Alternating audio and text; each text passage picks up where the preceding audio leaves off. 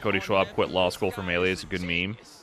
Yeah, I have to wonder what is crazier. So IBDW Cody Schwab, he's like top 1, top 2, depending on the year in the past couple of years in Melee. But Melee's a 20-year-old party game.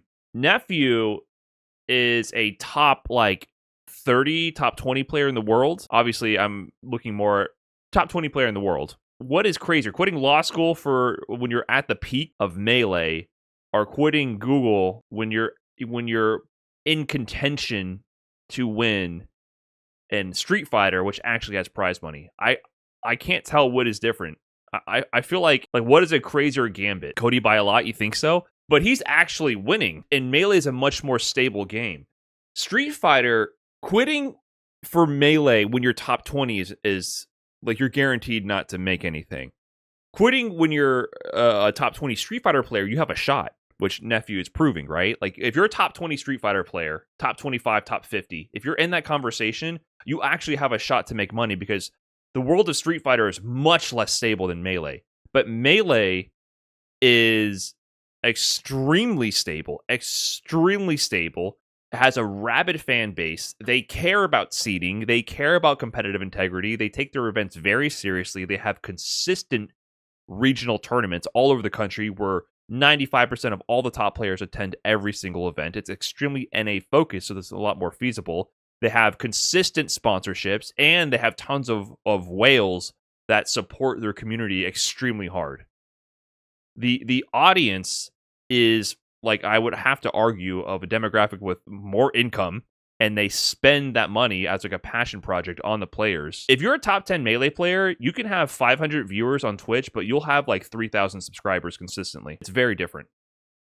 They have lots of whales in terms of supporting. If you're like a top 15 Melee player, you will have 200 viewers on average, and you'll have 3,000 subscribers, which is the inverse of what happens in the world of Street Fighter. So it's a different dynamic.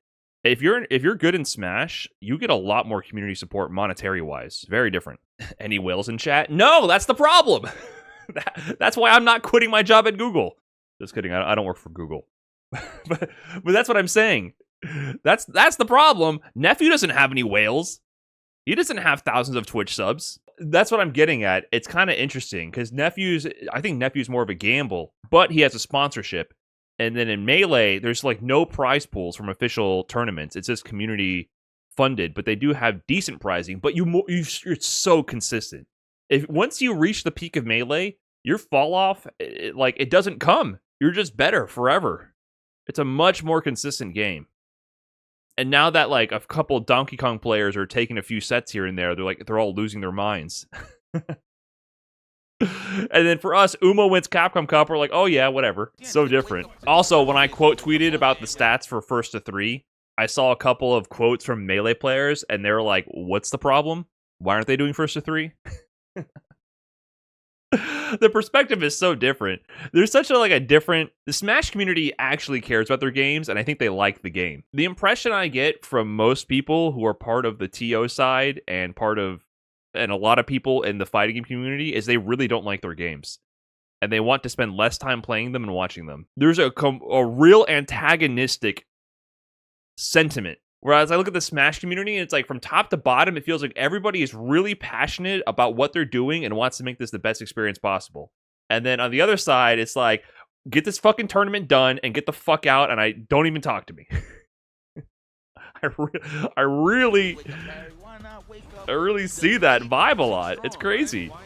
I guess it would be like that too. You can't expect people who are entrenched in the community to always love the latest version of the game, and they get burned out.